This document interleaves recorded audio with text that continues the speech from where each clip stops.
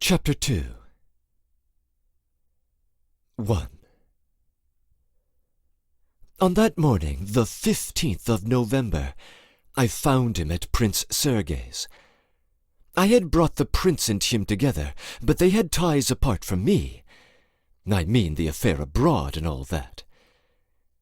Moreover, the prince had promised to divide the disputed fortune with him, giving him a third, which would mean 20,000 at least.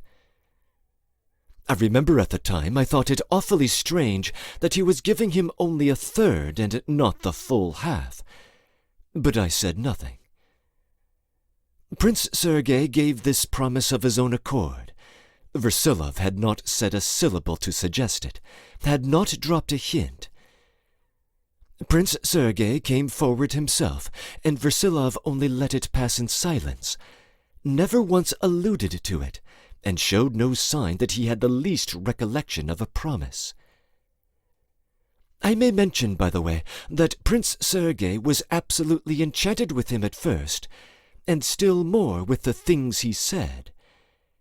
He fell into positive raptures about him, and several times expressed his feelings to me. Sometimes, when he was alone with me, he exclaimed about himself, almost with despair, that he was so ill-educated that he was on the wrong track. Oh, we were still so friendly then. I kept trying to impress Versilov with Prince Sergei's good points only, and excused his defects, though I saw them myself. But Versilov listened in silence or smiled. "If he has faults, he has at least as many virtues as defects," I once exclaimed to Versilov when I was alone with him. "Goodness, how you flatter him!" he said, laughing. "How do I flatter him?" I said, not understanding. "As many virtues! Why, he must be a saint if he has as many virtues as defects." But of course that was not his opinion. In general, he avoided speaking of Prince Sergei at that time, as he did indeed of everything real, but of the prince particularly. I suspected even then that he went to see Prince Sergei without me, and that they were on rather peculiar terms, but I did not go into that. I was not jealous either at his talking to him more seriously than to me, more positively, so to speak, with less mockery. I was so happy at the time that I was actually pleased at it.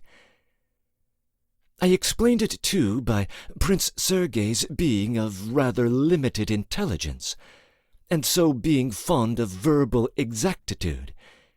Some jests he absolutely failed to see. But of late he had, as it were, begun to emancipate himself. His feelings for Versilov seemed beginning to change. Versilov, with his delicate perception, noticed it. I may mention at this point that Prince Sergei's attitude to me, too, became different at the same time, rather too obviously, in fact. Only the lifeless forms of our warm earlier relations were maintained. Yet I went on going to see him. I could not indeed help it, having once been drawn into it. Though how clumsy and inexperienced I was then! It is almost beyond belief that mere foolishness of heart can have brought anyone to such humiliation and lack of perception. I took money from him and thought that it didn't matter, that it was quite right. Yet that is not true. Even then I knew that it was not right, but it was simply that I thought very little about it. I did not go to the prince to get money, though I needed the money so much. I knew I did not go for the sake of the money, but I realized that I went every day to borrow money. But I was in a whirl then, and besides all that, I had something very different in my soul. It was singing with joy. When I went in at 11 o'clock in the morning, I found Versilov just finishing a long tirade. Prince Sergei was walking about the room listening, and Versilov was sitting down. Prince Sergei seemed in some excitement. Versilov was almost always able to work him into a state of excitement. He was exceedingly impressionable, to a degree of simplicity indeed, which had often made me look down on him. But, I repeat, of late I had detected in him something like a resentful sneer. He stopped short, seeing me, and a quiver seemed to pass over his face. I knew in my heart to what to attribute the shadow over him that morning, but I had not expected that his face would be so distorted by it. I knew that he had an accumulation of anxieties, but it was revolting that I didn't know more than 1/10 part of them. The rest had been kept so far a dead secret from me. But what made it stupid and revolting was that I often obtruded my sympathy on him, gave advice, and often laughed condescendingly at his weakness at being so upset about such trifles. He used to be silent, but he must have detested me at those moments. I was in an utterly false position and had no suspicion of it. Oh, I call God to witness that of the chief trouble I had no suspicion.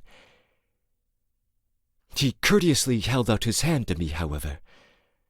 Versilov nodded without interrupting himself. I stretched myself on the sofa. My tone and manners were horrible at that time. My swagger went even further. I used to treat his acquaintances as though they were my own. Oh, if it could only be done all over again, I should know how to behave very differently. 2 words that I may not forget. Prince Sergei was still living in the same flat, but now occupied almost the whole of it. Madame Stobaev, whose flat it was, after staying only a month, had gone away again.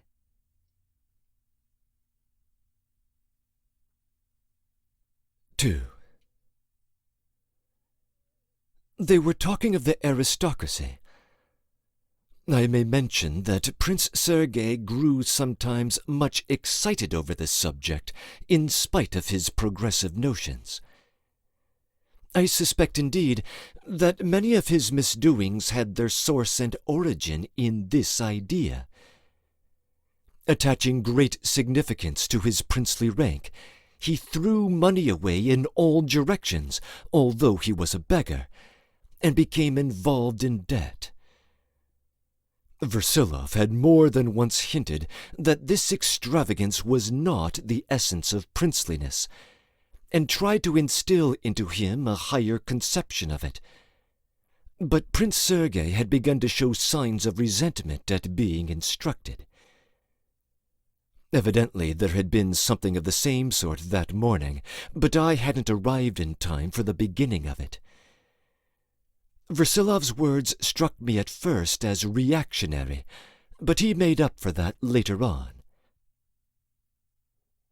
"The word honor means duty," he said. "I only give the sense as far as I remember it. When the upper class rules in a state, the country is strong. The upper class always has its sense of honor and its code of honor, which may be imperfect, but almost always serves as a bond and strengthens the country, an advantage morally and still more politically. But the slaves, that is all those not belonging to the ruling class, suffer. They are given equal rights to prevent their suffering. That's what has been done with us, and it's an excellent thing. But in all experience so far, in Europe, that is to say, a weakening of the sense of honor and duty has followed the establishment of equal rights. Egoism has replaced the old consolidating principle, and the whole system has been shattered on the rock of personal freedom. The emancipated masses, left with no sustaining principle, have ended by losing all sense of cohesion, till they have given up defending the liberties they have gained.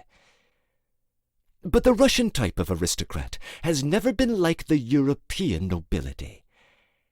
Our nobility, even now that it has lost its privileges, might remain the leading class as the upholders of honor, enlightenment, science, and higher culture, and, what is of the greatest importance, without cutting themselves off into a separate caste, which would be the death of the idea.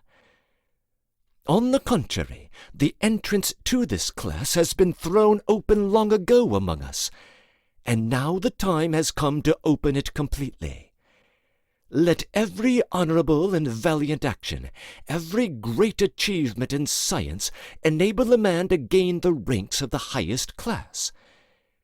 In that way, the class is automatically transformed into an assembly of the best people in a true and literal sense, not in the sense in which it was said of the privileged caste in the past. In this new, or rather renewed form, the class might be retained. The prince smiled sarcastically. What sort of an aristocracy would that be? It's some sort of Masonic lodge you're sketching, not an aristocracy. Prince Sergei had been, I repeat, extremely ill-educated. I turned over with vexation on the sofa, though I was far from agreeing with Versilov. Versilov quite understood that the prince was sneering. "I don't know in what sense you talk of a Masonic lodge," he answered. "Well, if even a Russian prince recoils from such an idea, no doubt the time for it has not arrived. The idea of honor and enlightenment as the sacred keys that unlock for any man the portals of a class thus continually renewed is, of course, a utopia. But why is it an impossible one? If the thought is living, though only in a few brains, it is not yet lost, but shines like a tiny flame in the depths of darkness. You are fond of using such words as higher culture, great idea, sustaining principle, and such. I should like to know what you mean exactly by a great idea." "I really don't know how to answer that question, dear Prince," Versilov responded with a subtle smile. "If I confess to you that I myself am not able to answer it, it would be more accurate. A great idea is most often a feeling which sometimes remains too long undefined. I only know that it's that which has been the source of living life, gay, joyous life, I mean, not theoretical and artificial, so that the great idea from which it flows is absolutely indispensable, to the general vexation, of course." "Why vexation?" "Because to live with ideas is dreary, and it's always gay without them." The prince swallowed the rebuke. "And what do you mean by this living life, as you call it?" He was evidently cross. "I don't know that either, Prince. I only know that it must be something very simple, the most everyday thing staring us in the face, a thing of every day, every minute, and so simple that we can never believe it to be so simple, and we've naturally been passing it by for thousands of years without noticing it or recognizing it." "I only meant to say that your idea of the aristocracy is equivalent to denying the aristocracy," observed Prince Sergei. "Well, if you will have it so, perhaps there never has been an aristocracy in Russia." "All this is very obscure and vague. If one says something, one ought, to my mind, to explain it." Prince Sergei contracted his brows and stole a glance at the clock on the wall. Versilov got up and took his hat. "Explain," he said. "No, it's better not to. Besides, I've a passion for talking without explanations. That's really it. And there's another strange thing. If it happens that I try to explain an idea I believe in, it almost always happens that I cease to believe what I have explained. I am afraid of that fate now. Goodbye, dear Prince. I always chatter unpardonably with you." He went out. The prince escorted him politely, but I felt offended. "What are you ruffling up your feathers about?" he fired off suddenly, walking past me to his bureau without looking at me. "I'm ruffling up my feathers," I began with a tremor in my voice, "because, finding in you such a queer change of tone to me and even to Versilov, Versilov may, of course, have begun in rather a reactionary way, but afterwards he made up for it, and there was perhaps a profound meaning in what he said, but you simply didn't understand, and I simply don't care to have people putting themselves forward to teach me and treating me as though I were a schoolboy," he snapped out, almost wrathfully. "Prince, such expressions! Please spare me theatrical flourishes, if you will be so kind. I know that what I am doing is contemptible, that I'm a spendthrift, a gambler, perhaps a thief. Yes, a thief, for I gamble away the money belonging to my family.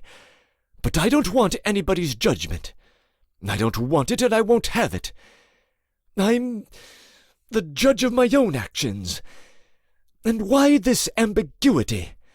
If he wants to say anything to me, let him say it straight out, and not go in for this mysterious prophetic twaddle. To tell me all this, he ought to have the right to. He ought to be an honorable man himself. In the first place, I didn't come in at the beginning, and I don't know what you were talking about. And secondly, what has Versilov done dishonorable, allow me to ask? Please, that's enough. You asked me for 300 rubles yesterday. Here it is."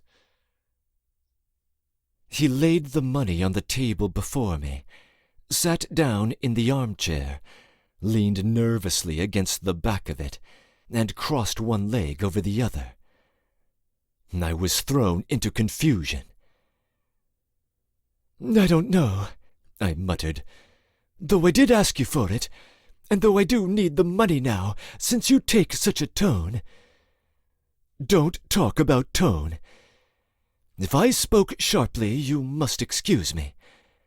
I assure you that I've no thoughts to spare for it. Listen to this. I've had a letter from Moscow. My brother Sasha, who was only a child, as you know, died 4 days ago.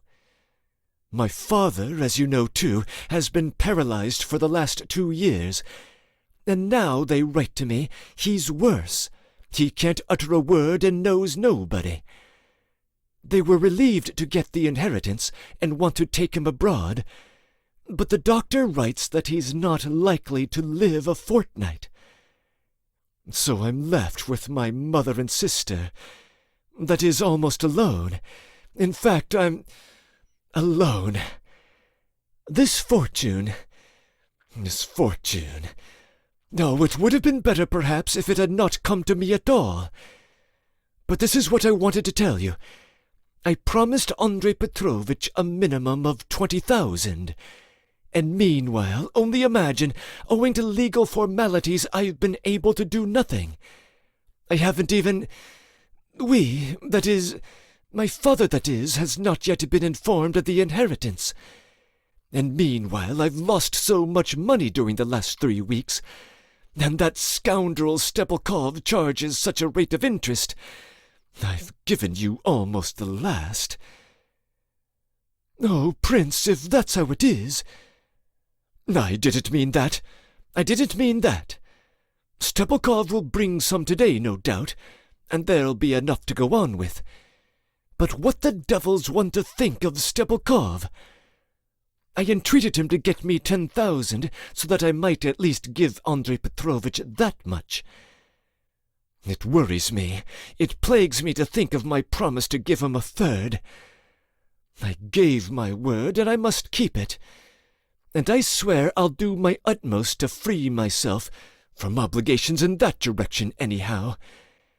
They weigh upon me, they're insufferable. This burdensome tie. I can't bear to see Andrei Petrovitch, for I can't look him in the face. Why does he take advantage of it?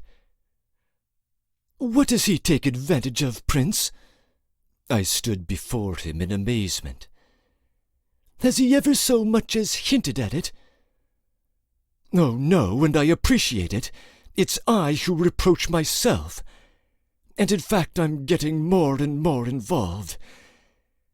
This Stepelkov... Listen, Prince, do calm yourself, please. I see you get more excited the more you talk, and yet it may be all imagination. Oh, I've got myself into difficulties too, unpardonably, contemptibly. But I know it's only temporary, and as soon as I win back a certain sum, then... I say, with this 300, I owe you 2,500, don't I? I'm not asking it from you, I believe, the prince said suddenly with a sneer. You say 10,000 for Versilov.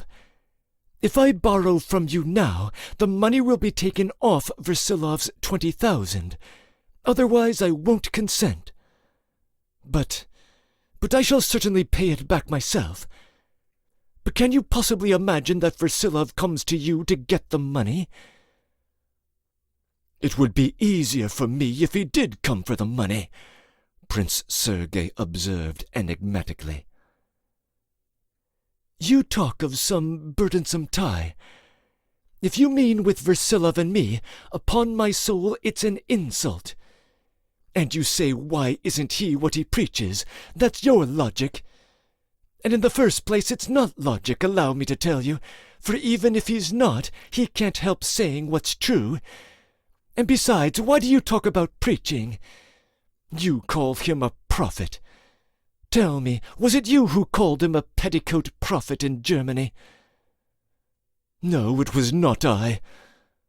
Stepelkov told me it was you. He told a lie. I'm no hand at giving derisive nicknames. But if a man preaches honor, he ought to be honorable himself. That's my logic, and if it's incorrect, I don't care. I prefer it to be so. And I won't have anyone dare to come and judge me in my own house and treat me like a baby. That's enough, he shouted, waving his hand to stop me. Ah, at last! The door opened and Stepelkov walked in.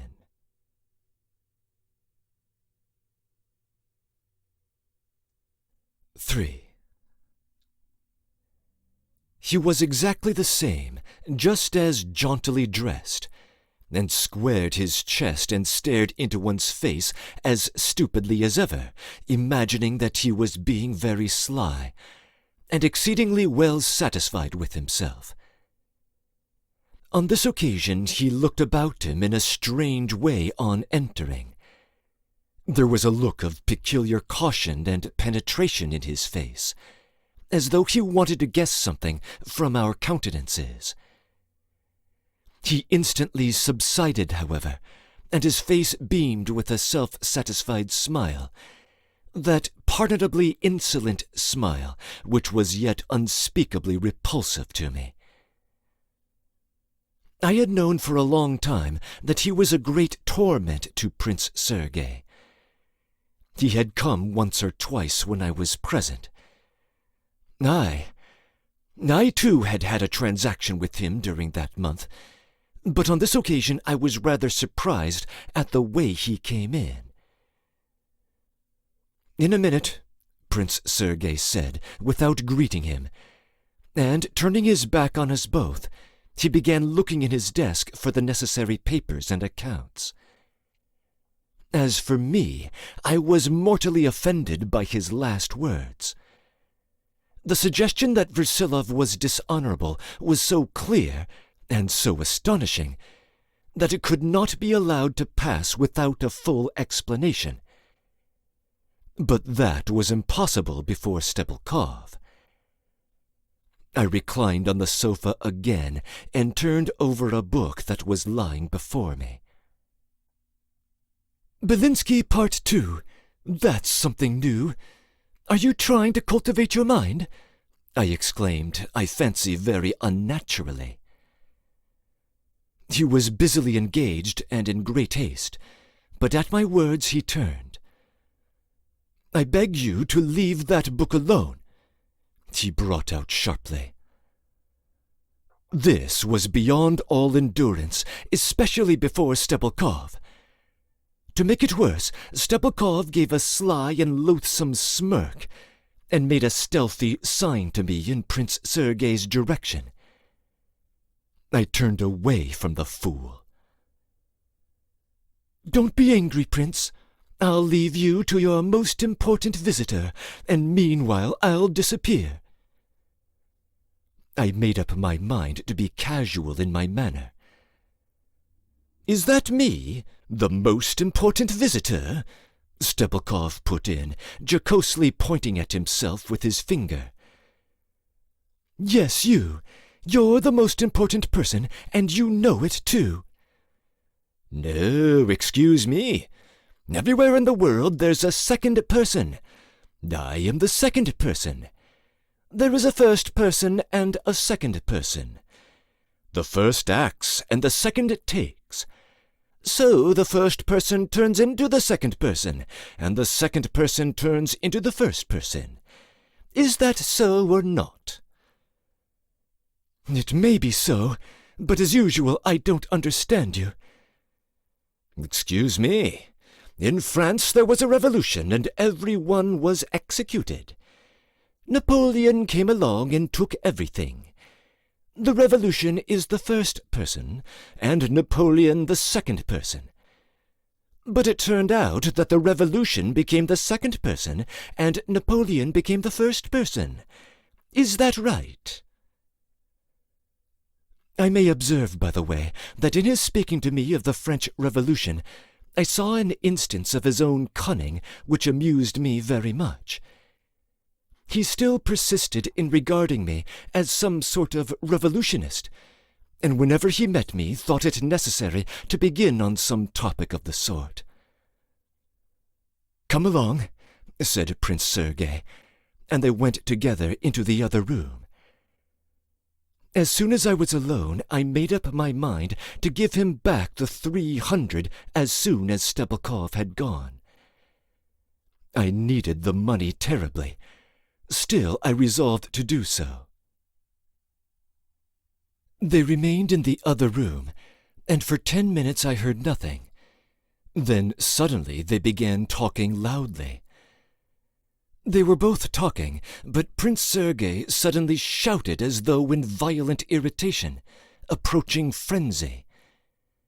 He was sometimes very hasty, so that I was not surprised. But at that moment a footman came in to announce a visitor. I motioned him to the other room, and instantly there was silence there. Prince Sergei came out with an anxious face, though he smiled. The footman hastened away, and half a minute later a visitor came in. It was a visitor of great consequence, with shoulder knots and a family crest. He was a gentleman not over 30, of high rank and of a severe appearance.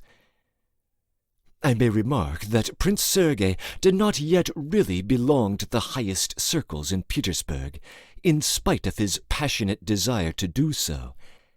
I was aware of this desire, and so he must have been glad to see a visitor like this.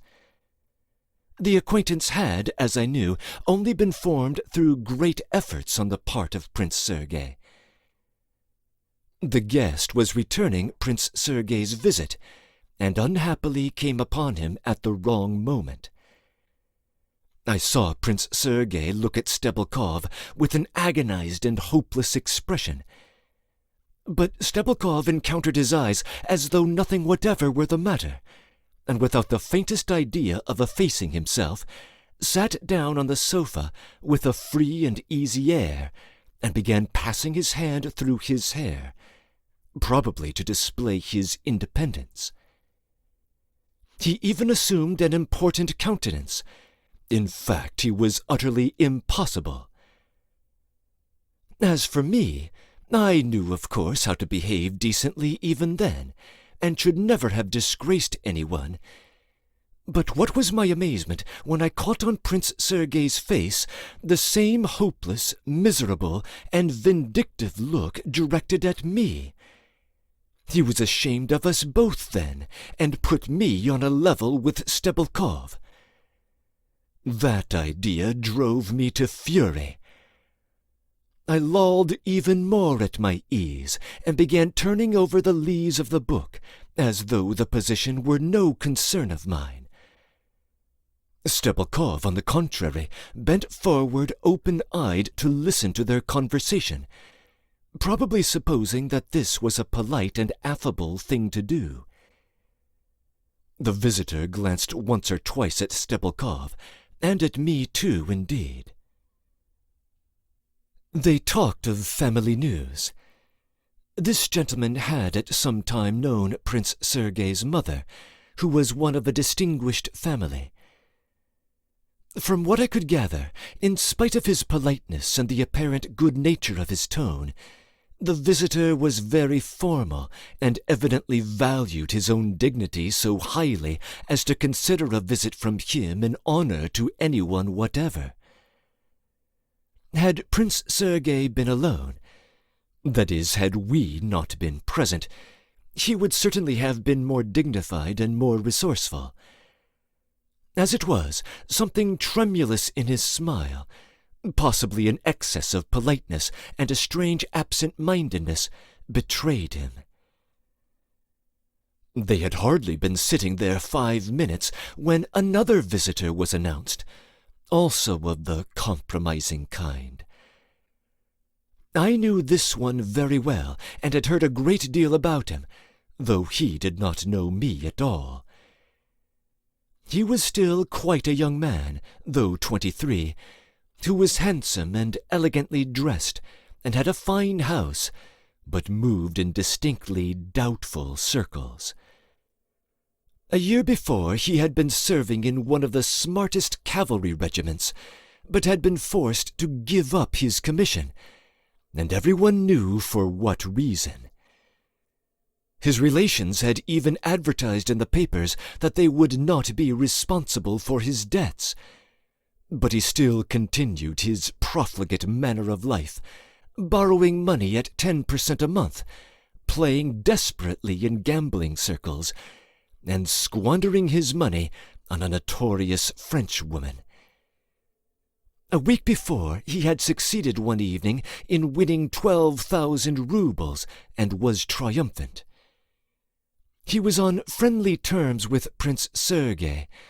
They often played together tete-a-tete, but Prince Sergei positively shuddered seeing him now.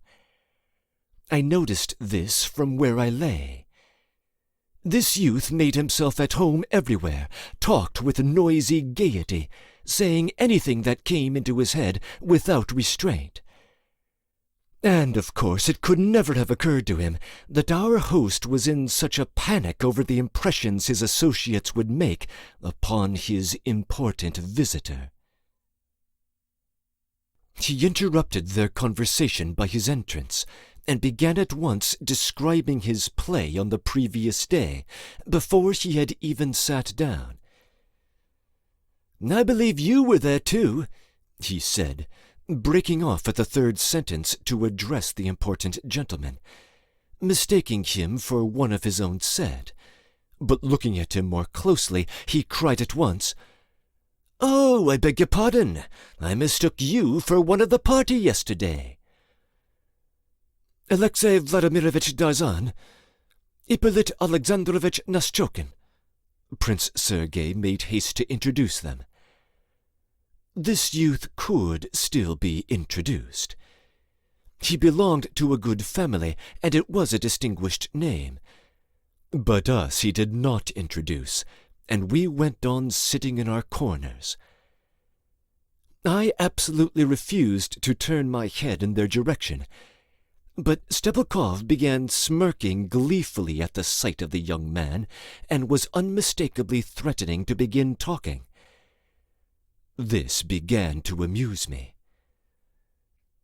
"I met you several times last year at Countess Varigin's," said Darzan. "I remember you, but I believe you were in military uniform then," Naschokin observed genially. "Yes, I was, but thanks to... But Stebelkov here, how does he come here? It's just thanks to these pretty gentlemen here that I'm not in the army now." He pointed to Stebelkov and burst out laughing. Stebelkov laughed gleefully too, probably taking it as a compliment. Prince Sergei blushed and made haste to address a question to Naschokin, and Darzan, going up to Stebelkov, began talking of something very warmly, though in a whisper. "I believe you saw a great deal of Katerina Nikolaevna Akhmakov abroad?" the visitor asked Prince Sergei. "Oh, yes, I knew her." "I believe we shall soon be hearing a piece of news about her. They say she's engaged to Baron Buring." "That's true," cried Darzan. "Do you know it for a fact?" Prince Sergei asked Naschokin with evident agitation, bringing out his question with peculiar emphasis. "I've been told so, and people are talking about it, but I don't know it for a fact." "Oh, it's a fact," said Darzan, going up to him. "Dubasov told me so yesterday. He's always the first to know news like that. Yes, and the prince ought to know."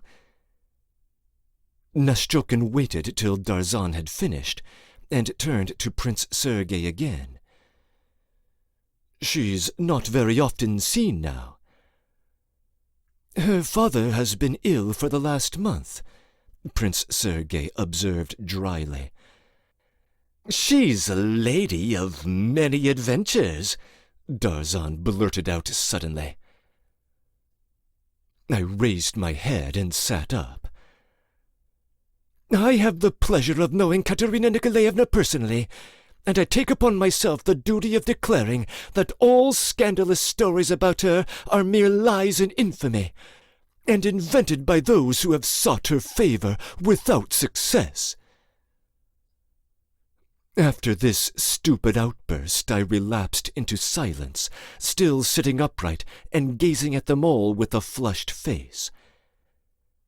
Everyone turned to me, but Stebelkov suddenly guffawed. Darzan, too, simpered and seemed surprised. "Arkady Makarovich Dolgoruki," said Prince Sergei, indicating me to Darzan. "Oh, believe me, Prince," said Darzan, frankly and good-naturedly addressing me, "I am only repeating what I've heard. If there are rumors, they have not been of my spreading." "I did not mean it for you," I answered quickly. But Stebelkov had burst into an outrageous roar of laughter, caused, as he explained afterwards, by Darzan's having addressed me as Prince. My diabolical surname had got me into a mess again. Even now I blush at the thought that I had not the courage, through shame of course, to set right this blunder and to protest aloud that I was simply Dolgoruki. It was the first time in my life I had let it pass. Darzan looked in perplexity at me and at Stebelkov's laughter. "Ah, yes, Who was the pretty girl I met on the stairs just now? A slim, fair little thing?" he suddenly asked Prince Sergei. "I really don't know," the latter answered quickly, reddening. "How should you?" laughed Darzan. "Though it might have been," Prince Sergei faltered oddly. "It was this gentleman's sister, Lizaveta Makarovna," said Stebelkov, suddenly pointing to me. "For I met her just now, too." "Ah, indeed," Prince Sergei put in quickly, speaking this time, however, with an extremely grave and dignified expression. "It must have been Lizaveta Makarovna, who is a great friend of Anna Fyodorovna Stolbeyev, in whose flat I am staying.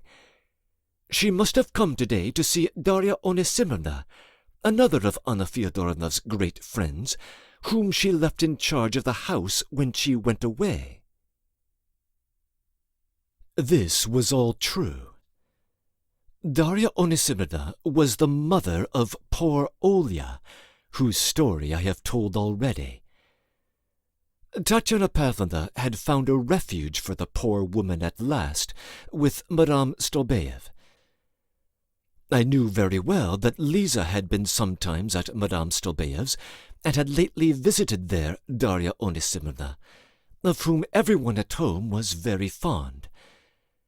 But after this statement by Prince Sergei, sensible as it was, however, and still more Stebelkov's stupid outburst, and perhaps because I had been called Prince, I suddenly flushed all over.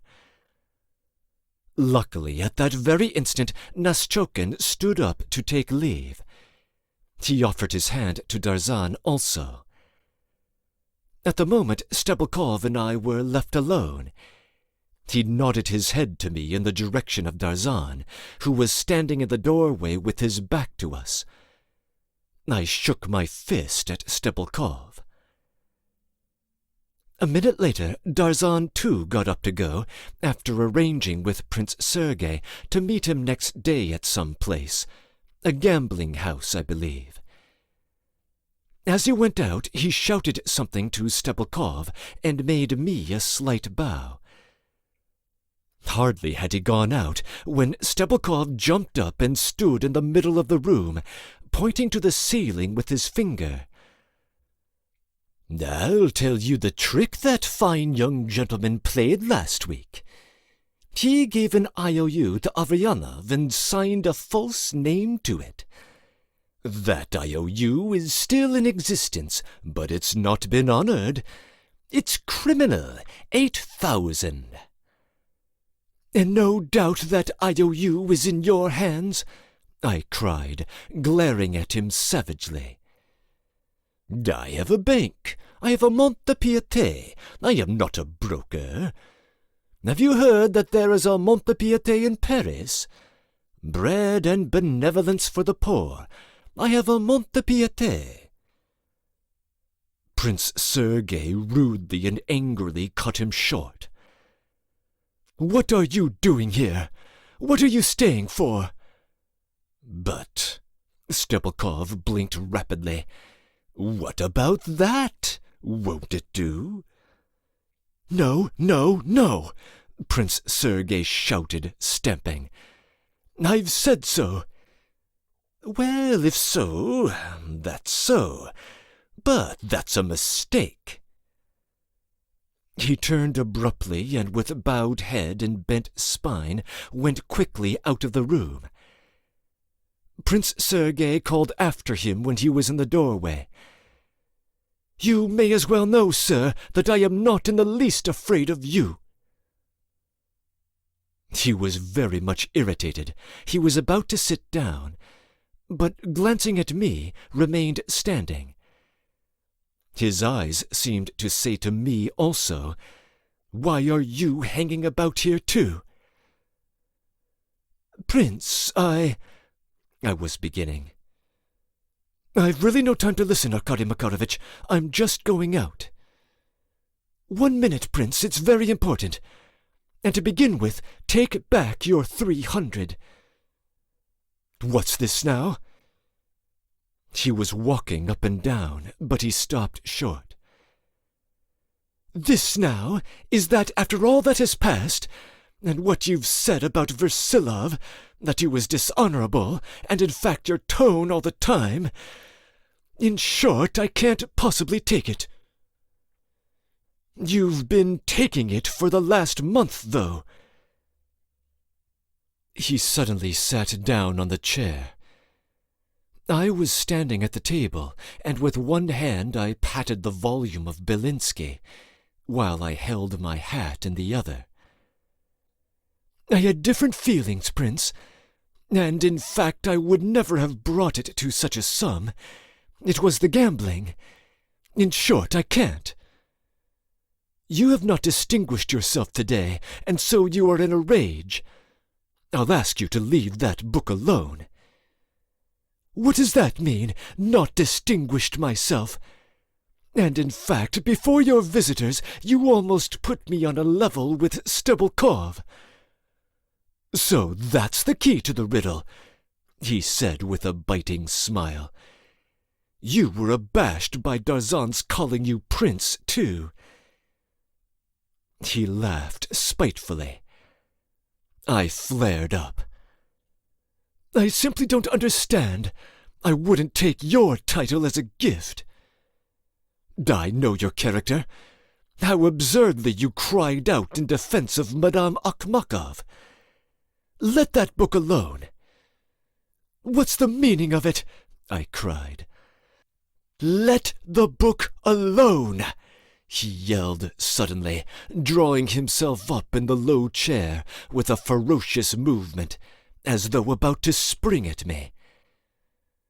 This is beyond all limits, I said, and I walked quickly out of the room. But before I had reached the end of the drawing-room, he shouted to me from the study. Arkady Makarovich, come back! Come back! Come back! I went on without heeding. He hastily overtook me, seized me by the arm, and dragged me back into the study. I did not resist. Take it, he said, pale with excitement, handing me the 300 rubles I had thrown on the table. You must take it, or else You must. Prince, how can I take it? Oh, I'll beg your pardon. If you like, I'll write forgive me. I have always liked you, Prince, and if you feel the same... I do. Take it. I took the money. His lips were trembling. I can understand, Prince, that you are exasperated by that scoundrel. But I won't take it, Prince, unless we kiss each other, as we have done when we've quarrelled before. I was trembling too as I said this. Now for sentimentality, muttered Prince Sergei with an embarrassed smile. But he bent down and kissed me. I shuddered. At the instant he kissed me, I caught on his face an unmistakable look of aversion. Did he bring you the money anyway? Never mind. I was asking on your account. Yes, he did. Prince, we have been friends, and in fact, Versilov... Yes, that's all right. And in fact, I really don't know about this 300. I was holding the money in my hand. Take it! He smiled again, but there was something very vicious in his smile. I took the money.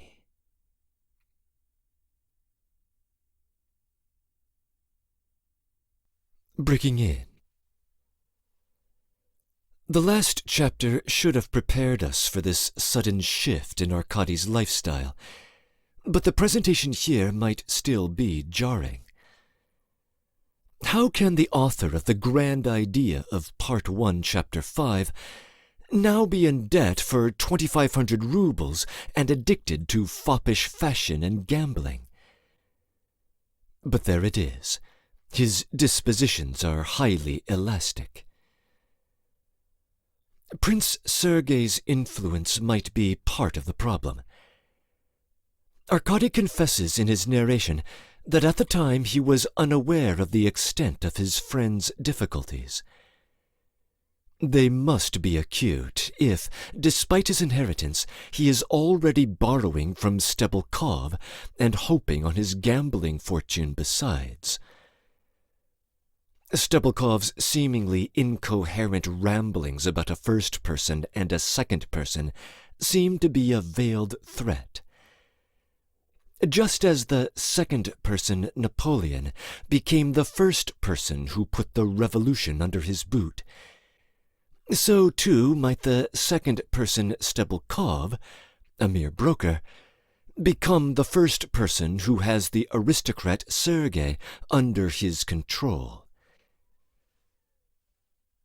The book that Arkady is handling is a collection of works by the literary and social critic Vissarion Belinsky, who happens to have been the person who originally discovered the youthful Dostoevsky's genius in 1846. Relative to his time, Belinsky would have been considered well left of center, and he would have been at the height of his popularity during Versilov's youth. But relative to the 1870s, he would have been passé, and so his literary appearance in the flat opens an opportunity for some ridicule, as Sergei seems behind the curve intellectually. That much is further supported by the conversation with Versilov, who is vastly superior in that department. The latter's comments on the aristocracy, as is typical with him, are both elusive and thematically rich, and I'll have more to say about them later. Similarly with his mysterious great idea, which, quote, has been the source of living life, unquote. We now know that Katerina Nikolaevna has another suitor, this Baron Buring, whose presence is likely to complicate matters going forward. And we also learn for the first time the name of the mother of the unfortunate Olya. Darya Onisimovna has been assisting Anna Fyodorovna Stolbeyev, the owner of Prince Sergei's flat, but we should expect her services to be employed in multiple places as events proceed. The kiss between Sergei and Arkady should not be interpreted as homoerotic. In Russian tradition, good friends will kiss each other. The flash of suppressed aversion that Sergei displays when offering the gesture has some other explanation. As usual, Arkady cannot yet see the whole picture. End of comments.